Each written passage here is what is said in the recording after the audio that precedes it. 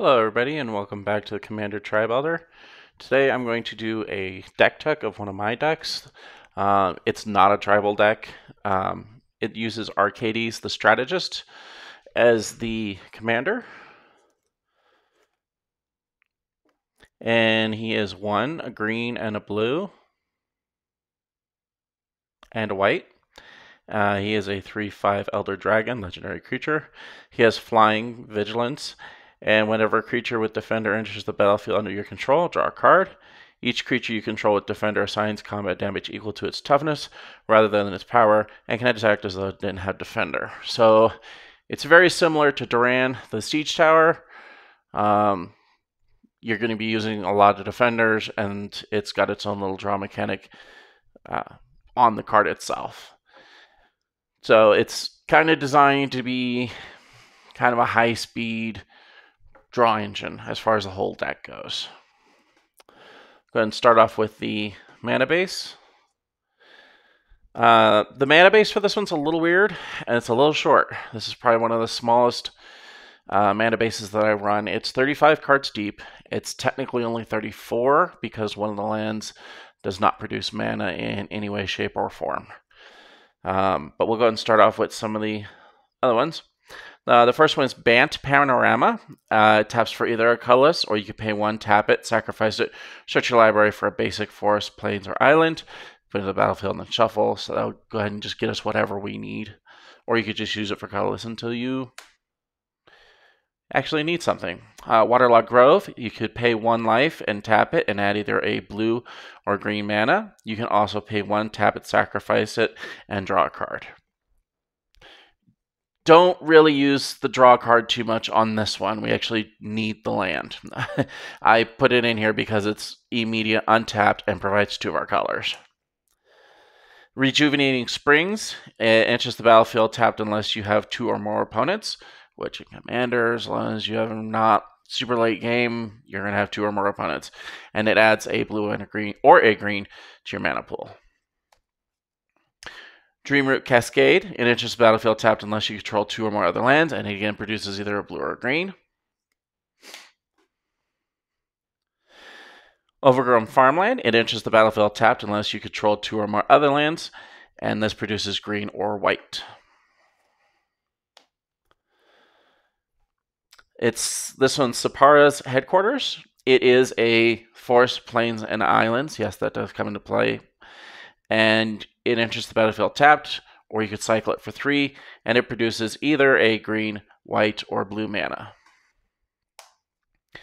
Botanical Sanctum, it enters the battlefield tapped unless you control 2 or fewer other lands, and it produces either a blue or a green mana. I know a lot of people are a little kind of hate on this card. It's actually useful in this deck because of how much draw we're going to be doing. And that's Reliquary Tower. You have no maximum hand size, and you can tap it for a colorless. Ash Barrens, it's tap for either tap for a colorless, or you can basic land cycle it for 1, which just means you discard it and you go search your library for a basic land. Sungrass Prairie, you could pay 1 and tap and add a green and a white to your mana pool. Vine Glimmer Snarl, as it enters the battlefield, you'll reveal a forest or island card from your hand. If you don't, it enters the battlefield tapped. It produces either a green or a blue. Seaside Citadel, it enters the battlefield tapped, and it produces either a green, white, or blues. So again, we're hitting all our colors. This is the one that doesn't produce any sort of mana. It's Mazavith. Tap it, target attacking creature. Untap target attacking creature, prevent all combat damage that would be dealt to and by that creature this turn. I have this in here not only for what it says, but I did something kind of weird with the deck and it fit in just perfectly. But yeah, it's in here. Command Tower. You tap it, add 1 mana of any color in your commander's color identity. Temple Garden. It's a forest and a plains, which, again, will come in handy later. As it enters the battlefield, you may pay 2 life. If you don't, it enters the battlefield tapped. Sky Cloud Expanse, pay 1, tap it, add a white and a blue to your mana pool. Labyrinth of Psychphos. You can tap it for a colorless, or you could pay 4, tap, remove target attacking or blocking creature from combat. So that is our non-basic lands, and there are 17 of those. And then for our basic lands, it's 6 islands, 7 plains, and 5 forests. The mana base I found does work pretty well with this. I know that a lot of them are blue-green. There wasn't as many white mana sources in there. That's what a lot of the tri-lands are for.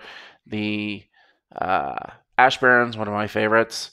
There is a number of other ways to get basic lands in the ramp package. And actually, speaking of the ramp package, let's go ahead and do that next.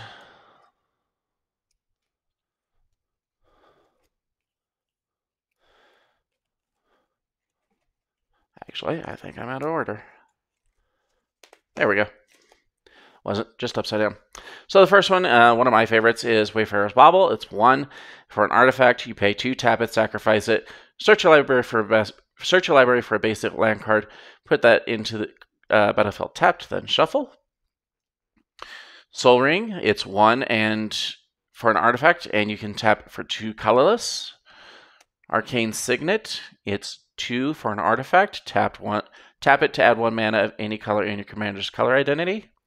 And this is why I put in a number of the ones that I probably missed a few as going through them, but a lot of them will be Island Swamps or Swamp Forest or, the Island Swamp Plains.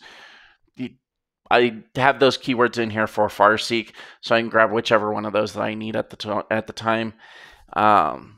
Which Farseek is 1 and a green. Search your library for a plains, island, swamp, or mountain, or just a non-forest, and put it into the battlefield tapped, then shuffle. Even though it has forest on it, if it says swamp, you're still searching for the swamp, not the forest, so you can still grab it. Rampant Growth, it's 2 and a green for a sorcery. Search your library for a basic land card, put into the battlefield tapped, then shuffle your library. Thought Vessel, it's 2 for a artifact. You have no maximum hand size again, so we're doubling up on that. And you just add a colorless to your mana pool. The Ceroli Caretaker, these all are, then the next few are all walls, or half defender. Ceroli Caretaker, it's green for a Dryad Defender. 0/3, you can tap it and tap an untapped creature you control, add 1 mana of any color. Wall of Roots, pay 1 and a green for a plant wall. It's a 0/5 with Defender.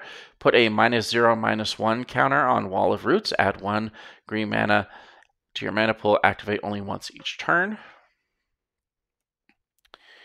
And then Sunscape Familiar, it's 1 and a white for 0/3. The rewrite will say it has Defender on it. This is an older version. But green spells and blue spells you play cost 1 less to pay. And Overgrown Battlement, it's 1 and a green for a 0/4 wall with Defender. Tap, add a green mana to your mana pool for each creature with Defender you control, which hopefully is a lot. All right, next is our draw engines. And I do say engines and not sources because most of these net you at least 2 or more cards or are repeatable. The first one is Beast Whisperer. It's 2 and 2 green for a 2/3 elf druid. Whenever you cast a creature spell, draw a card. And having these out with the commander in conjunction, so you'd be drawing 2 cards and so forth. The next one is Guardian Project. This fits well in Commander decks. It's 3 and a green for an enchantment whenever a non-token creature enters the battlefield under your control. If it doesn't have the same name as another creature you control or creature card in your graveyard, draw a card. We're in a singleton format, so that's just not going to happen. It's an automatic penalty that doesn't bother us. This isn't strictly a draw card, but pretty much the biggest enter the battlefield effect in this deck is draw a card when you cast a creature spell or draw a card when you cast a creature with Defender. So this will trigger those. If you've got even 2 of these out, you're drawing 4 cards, and this will be kind of key for a card later on that we'll get to. But anyway, it's Panharmonicon. It's 4 for an artifact. If an artifact or creature entering the battlefield causes a triggered ability of a permanent you control to trigger, that ability triggers an additional time. It gets really nasty when the creature itself says draw, because then you draw for that, then you draw for that, then you draw for that, but that's times 2, and so is that, so is the original. So if you're just doing those 3, then that's like 6 cards off of like 1 or 2 mana. It's pretty awesome. This one's a little bit different. It's Wall of Mourning. It's 1 and a white for 0/4 wall with Defender. When it enters the battlefield, exile a card from the top of your library face down for each opponent you have, and then it has Coven. At the beginning of your end step, if you control 3 or more creatures with different powers, which is possible in this deck. I know a lot of them are going to say 0, but like even so far, like that's the commander is 3, Beast Whisperer is 2. Most of the walls are going to be 0. Some of them are 1 or 2, so that this is a very attainable thing. At the beginning of your end step, if you control 3 or more creatures with different powers, put a card exiled with Wall of Mourning into its owner's hand. It's not strictly draw. It won't be affected by Panharmonicon, but still nets its additional cards. I really didn't have anywhere else to put this one, but it does, again, help with keeping your hand at a large size, and that's Spellbook. It costs 0, and you just skip your discard phase. I believe the rewrite would say you would just have no maximum hand size. This, I believe, this is from, I think the bridge is Exodus. So that's when I first started playing Magic back in the 90s. You don't have a discard phase anymore, so it's part of the cleanup step. So it would just say maximum hand size, no maximum hand size now. All right, we do have some targeted removal. It might seem a little low, but that's okay because we're trying to just draw gobs and gobs of cards and more or less overrun our opponents. So the first one is Swords to Plowshares. It's a single white mana for an instant. Exile target creature. Its controller gains life equal to its power. I love these sort of effects. This one's a format staple. It gets rid of pretty much anything that can be targeted, including the boogeyman of the format like Blightsteel Colossus and such. Next removal spell is Mana Tithe. It's 1 white for an instant counter target spell unless its controller pays 1, because when it comes to your turn, that person is not expecting you to have a counterspell. Hopefully they use all their mana up, or at least are like, gosh, I was going to save that for next turn, but it's either now I cast the spell or I use my mana, and that's the kind of decisions you want your opponents making. You want them making the tough choices. I wish we had a little bit harder counterspell in white. I think there's one that like puts it back on top of your library or back in your hand. I like this one a little bit because it just kind of gives that like, oh, well, I got a white player. So maybe he doesn't have, white doesn't have counter spells. So hopefully they'll use the mana. I prefer the hard counter, but you get what you can get. Speaking of hard counters, counterspell itself, 2 blue. Instant, it's an older version. It says interrupt. And you just counter target spell. So that's pretty great. You can use it on anything unlike a negate. Dovin's Veto, it's a white and a blue. This spell can't be countered, and you counter target non-creature spell. We're kind of hoping to outclass the board as far as creatures go, with the cheap creatures being as cheap as they are, and with the amount that we're able to put out with the draw engine in place and play multiple creatures in one turn. But we do have a couple of creature removal spells just in case we do get into a bind. The first one is Beast Within. It's 2 and a green. Destroy target permanent. Actually, that's right. This one hits any permanent. So again, we're able to hit like enchantments or creatures or whatever the heck you want to. And it is destroyed, unfortunately, but the widespread is why the wide targeting range is why you get the destroy effect. Its controller creates a 3/3 beast token creature. And then very similar, I love this one. It's basically the same exact thing except for white, generous gift. It's 2 and a white, destroy target permanent. Its controller creates a 3/3 green elephant creature token.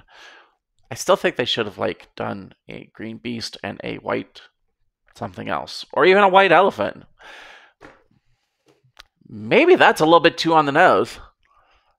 Yeah, I never thought about that until I said it out loud. You know, like white elephant gifts.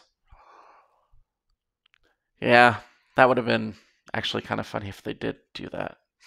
Anyway, next are our board wipes. We are running quite a few board wipes. We got 4 board wipes. And these are all designed to keep at least most of the board, if not the board and your commander, on the table. The first one is Slaughter the Strong. It's 1 white for sorcery. Each player chooses a number of creatures they control with total power 4 or less, then sacrifices all of the creatures they control. So, you know, Arcadius has power 3, and if we got 5 walls on the board that have power 0 or 1, you know, we could pick one of those and then any of the zeros, and we're good to go. So I like this one a lot. Next board wipe is Dusk and Dawn, or Dusk till Dawn. Destroy all creatures with a power 3 or greater. Yes, this does hit our commander, but it will keep the rest of our board mostly intact. And then it does have an Aftermath, which you just cast it from the graveyard, and then when it resolves, it goes into exile. Return all creature cards with power 2 or less from the graveyard to your hand, which I really love that it puts it back into your hand, because then if you get your commander out, then you can get all the draw cards for them again. The next one is Ether Eyes. Ether Eyes. It's 3 and a blue. Return all attacking creatures to their owner's hand. This is one of those where you just bluff your opponent out, and it's like, you know, they think they can get you, and then it's just like, don't even bother blocking. Unless you need to for some reason. And then Austere Command, it's 4 white, and you get to choose 2, destroy all artifacts, or destroy all enchantments, or destroy all creatures converted mana cost 3 or less, or destroy all creatures with converted mana cost 4 or greater. Again, if we do the 4 or greater, this will hit our commander, but hopefully he's, you know, cheap enough to recast. All right. Speaking of our commander and not dying, hopefully, most of these next ones you'll want to put on the commander or use with the commander, or if your commander comes into danger from somebody else's board wipe. And this is our protection section, and there's 8 protection spells. Our commander is very important to our deck, and that's why we have such a large protection area and such a small removal section. The first one is Lightning Greaves. It's 2 for a artifact equipment. Equipped creature has haste and shroud, and equip cost is 0. So now he's not able to be targeted. And he made the right play. I played this deck against somebody, and they basically looked me dead in the eyes, and they were like, hey, you want to gain some life? Me being me, I was like, no. He's like, well, I'm going to get you some life. And he Swords to Plowshares my commander. And I was like, well, you didn't make the wrong decision. So things like Lightning Greaves and the next one, Swiftfoot Boots, are very important in this deck, especially early on when it's like, well, we don't really want to play a board wipe. We just want to get rid of that. So the second one is Swiftfoot Boots. It's 2 for an artifact equipment. Equipped creature has hexproof and haste, and its equip cost is 1. I don't know how or why or what I did in a past life to get so many of these things, but it seems like every time there's a set that has one of these in it, I get at least one. I don't mind. It's an expensive card, and if I don't have to go and buy it for everything, I've literally got like 5 decks with this in it, and I haven't purchased one individually yet. I even have a special art one somewhere, but it's in here because, again, we need to protect the heck out of our commander. He will not, importantly, trigger, because it's phasing, he will not trigger the commander when the walls come back in for drawing the cards or any of the ETB effects, because it's not considered an ETB effect when the card phases back in. So that's an important thing to note. There, I take care of that later with one of my other cards. This one is Teferi's Protection. It's 2 and a white for an instant until the next turn. Your life total can't change. You have protection from everything, and all permanents you control phase out. That means they are gone from the battlefield. Yes, there's still certain ways that you can die. They're few and far between, though. They kind of took a lot into consideration when they did this card. I think if they did more, it'd just be unfair, and they'd have to maybe even increase the mana cost for it. I think where it sits, it's a nice, just I'm out of here kind of thing. There are certain other ways to die, like commander damage. You can still.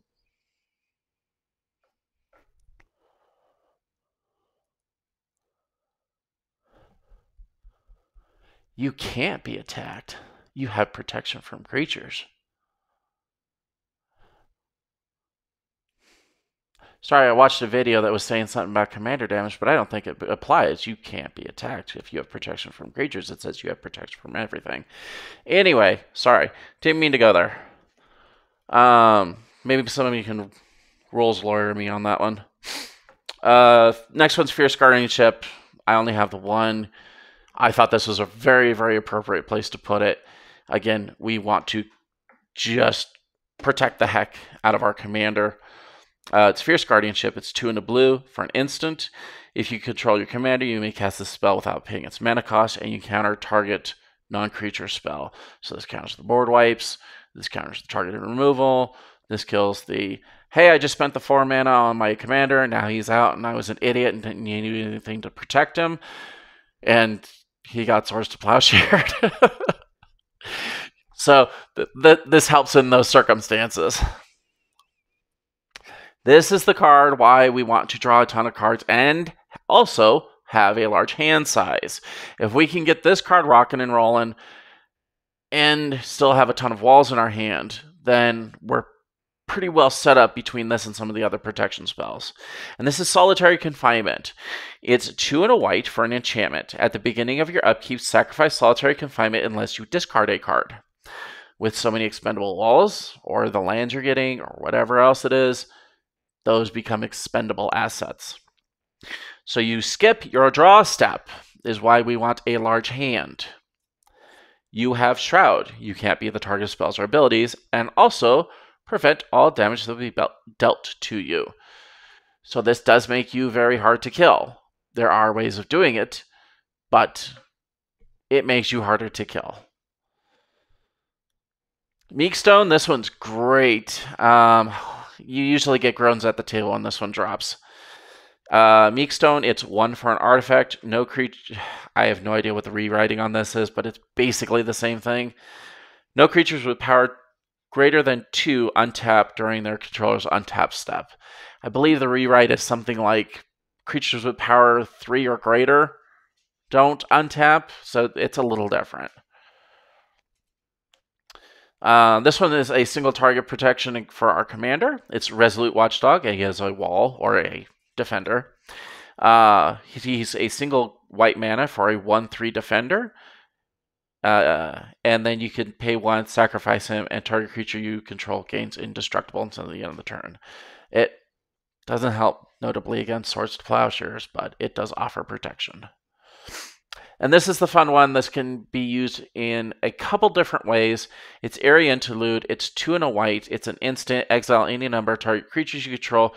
Return those cards to the battlefield under their owner's control at the beginning of the next end step. Yes, you can use this in a very similar fashion to Teferi's Protection. Hey, I'm getting attacked by a bunch of stuff. I don't want to put my things out there. I'm going to declare blocks. And then they're all going to get returned to my hand, and that'll save the creatures. The creatures that are blocked are considered blocked, and they won't do damage unless they have trample. Or we can use this to draw a ton of cards. And we play it and choose, it says any number of target creatures you control. So you can bounce back 5 or 6 or however many walls you happen to have out.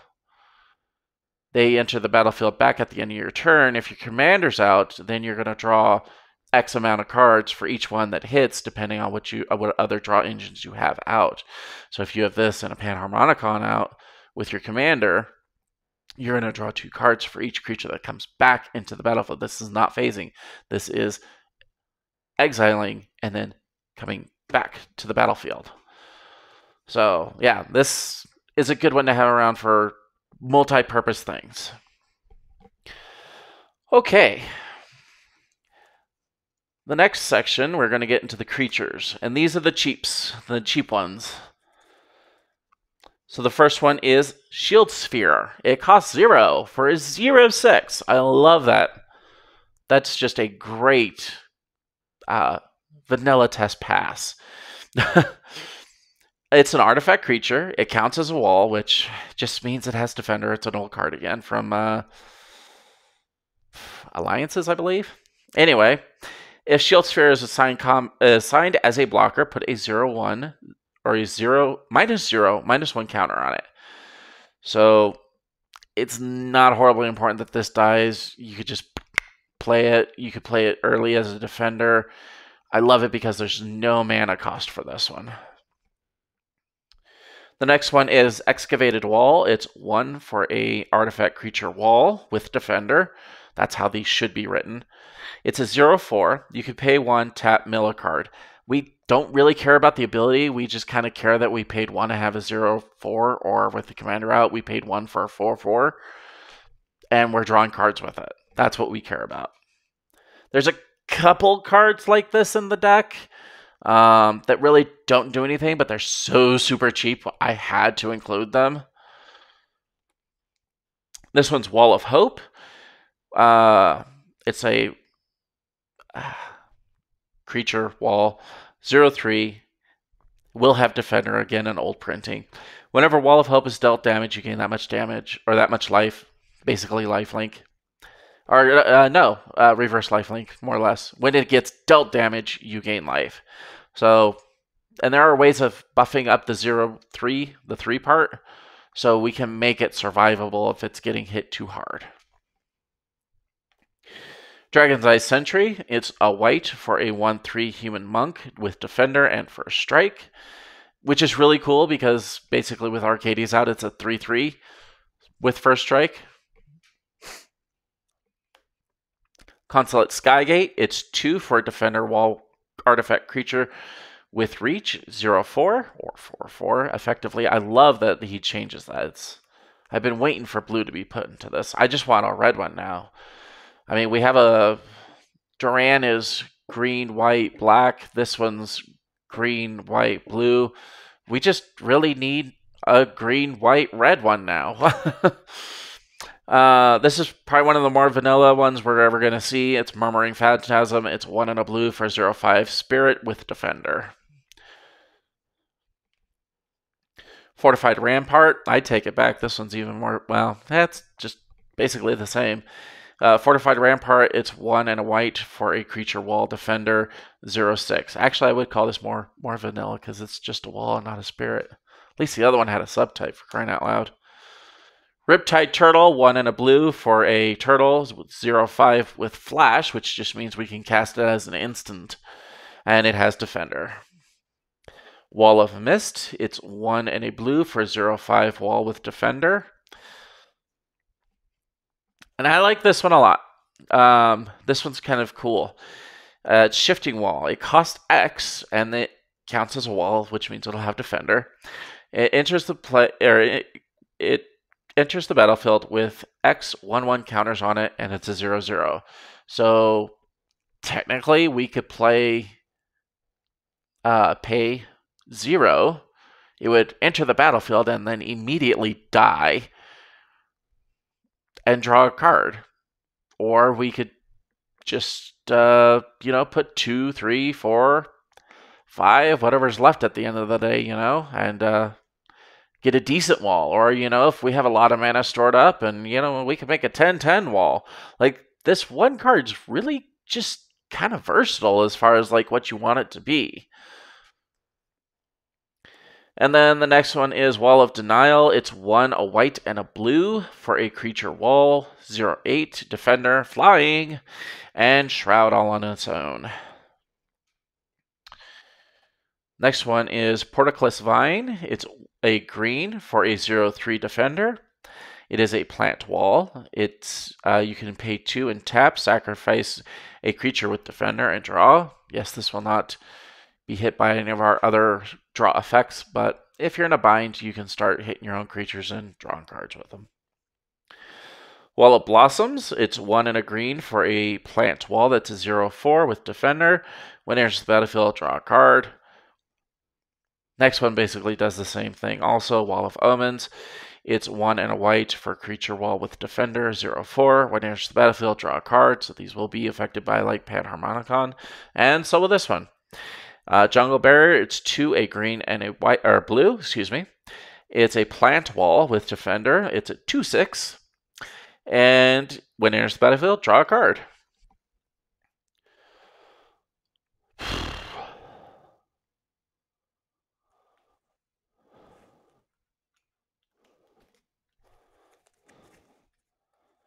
All right, the next section is, I call this the best blocks.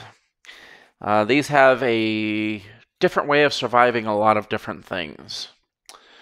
The first one is Wall of Resistance. It's 1 and a white for 0/3 wall with flying. It also have defender. At the end of any turn in which Wall of Resistance is dealt damage, put a 0/1 or +0/+1 counter on it. So as long as we block something low, then we can gradually increase its survivability as the game continues. And it's nice that it has flyers. A lot of people will go, oh, well, I got this random 1/1 flying fairy and I'll throw it at somebody. Grappling Sundew, it's 1 and a green for a 0/4 plant with defender and reach. You could pay 4 and a green, and it gains indestructible to the end of the turn. Yes, that's a lot for that ability, but if you have the extra mana, it's there. If not, it's an expendable 0/4 wall.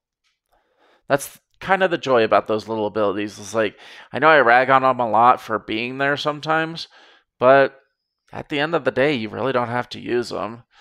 So unless it's like a land that comes into battlefield tapped with some ridiculous thing on it, then you don't have to pay for the ability. Next is Fogbank. These next two I really like. Fogbank is 1 and a blue for a wall with defender and flying. That's a 0/2. Prevent all combat damage that will be dealt to and by Fogbank. Note for damage reduction. If somebody attacks with a 3/3 trampling creed, well, no. Yes, you just prevent the damage that's dealt to the creature. So one of it would trample over and hit the you. If it was a 3/3 that was attacking it. Next is Guard Gamoza. It's 2 and a blue for a 1/3 jellyfish with defender and flying. Prevent all combat damage that would be dealt to Guard Gamoza. So this one just prevents the damage dealt to it, not to it and from it. And the next one is Aramethine Wall. It's 4 for a 0/6 wall with defender. You can pay 2, and it gains indestructible to the end of the turn. This is a much better deal on the whole indestructible thing. I don't know why the other one was so incredibly expensive. It's literally 4, 5, 3 cheaper. Yeah, I'm not sure why they made this one so expensive. Maybe it's a newer concept at that time. I don't know. Actually, yeah, I have no idea why that was so expensive. But anyway. All right, the next section is something different. And these next few walls just kind of offer us different options of things that we can do. They're not necessarily designed to win on their own by any stretch of the imagination, but they can cause some disruption or give us an advantage in some way. Actually, one that I just absolutely love and didn't even know existed until I started researching for this deck is Wingmantle Chaplain. It's 3 and a white for 0/3 with Defender Human Clerk. When it enters the battlefield, create a 1/1 white bird creature token with flying for each creature with Defender you control. I'm like, well, that's pretty freaking awesome, because if I have 6 creatures lying around, then I get 6 1/1s that can attack from the air or defend from dragons or whatever else is killing me in the air. And then also, whenever another creature with Defender enters the battlefield, hint triggered by Panharmonicon, and create a 1/1 white bird creature token with flying. So it's almost easy. It's almost better to play this early game if you can. It gives us flyers and gives us more flyers. So yeah, it helps our board state quite a bit. The next two are essentially the same thing. Coral Colony and Doorkeeper. They're both 1 and a blue for a 1/4 and a 0/4. They're both not walls. One's a wall, one's a homunculus. They both have Defender. For the Coral Colony, you pay 1 and a blue. Target player mills X cards, where X is the number of creatures you control with Defender. And I think this just reads the exact same thing, except you pay 2 and a blue and tap it. And yeah, target player plays the top X cards. They mill X cards. And let's just use the new terminology that finally decided to use. Again, this is not a mill deck. You know, even if you hit both of these and you've got 6 walls and you mill for 12, whoop-a-doo-dah, they're not designed to win on their own. But, you know, they're great if somebody played a Vampiric Tutor, or if you change something up in the deck and you are able to bounce a spell to the top of their library. I mean, Boomerang's a thing, evidently. I didn't know this. I mean, I knew it. I played when Boomerang was around, but I didn't know people used it in Commander. Anything that returns anything to the top of the library and then you can mill it off, you could put in here. Most of that kind of stuff is in blue. So, yeah, if you want to build around these in some weird fashion, knock yourself out.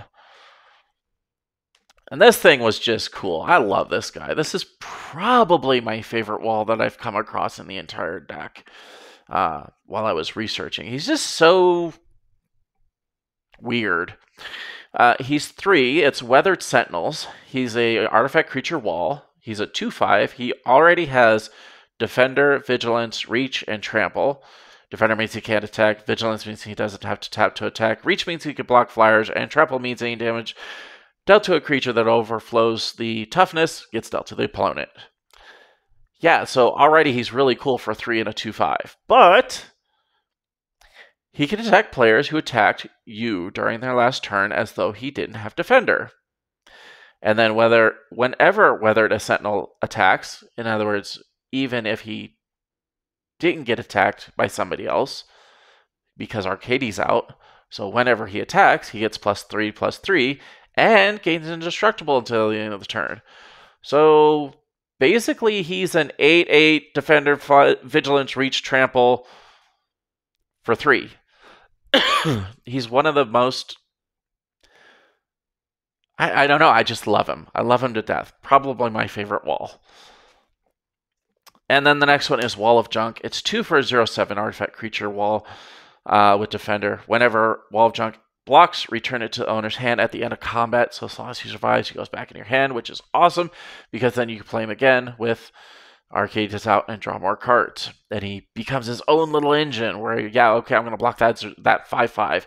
Cool, take it, back into my hand, block something else next turn. You could just keep recasting this as long as somebody's trying to kill you and you're able to pick out your blockers. The next section is called Overrun? With a question mark. These all boost the defense of your creatures, and some of them can be played as instants. The first one is Stalwart Shield Bearers. It's 1 and a white for a 0/3 with Defender, Human Soldier. Other creatures you control with Defender get +0/+2.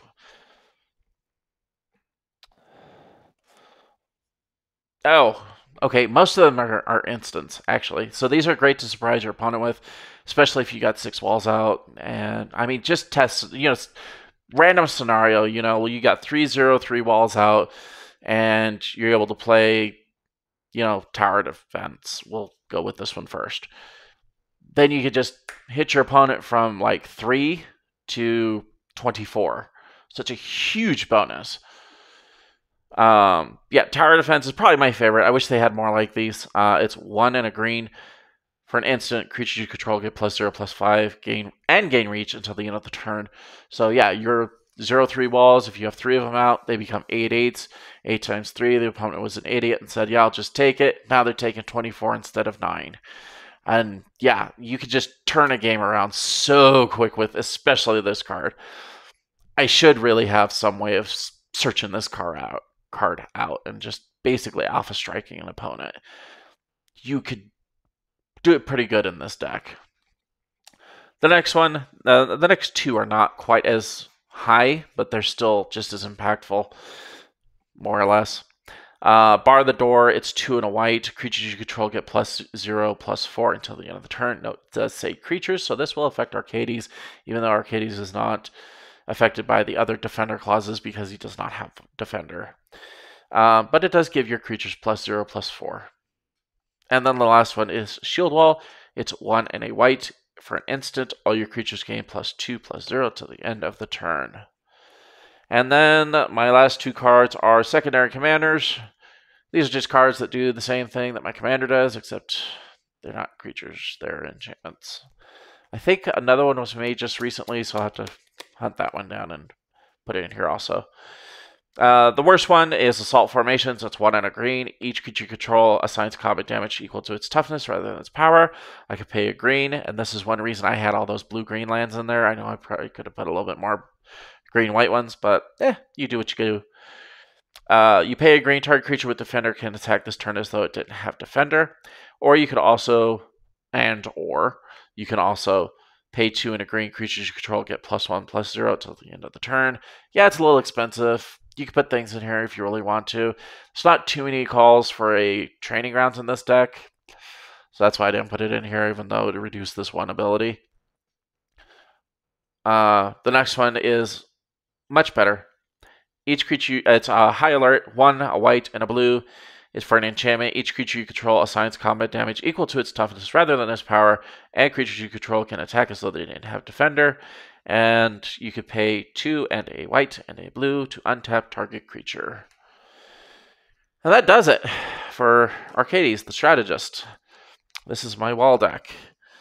Again, just designed to be relatively high speed, designed to draw a bunch of cards, designed to protect the heck out of both of you and your creatures, and lay down one of the tower defense, shield wall, to just smack the living crap out of your opponent.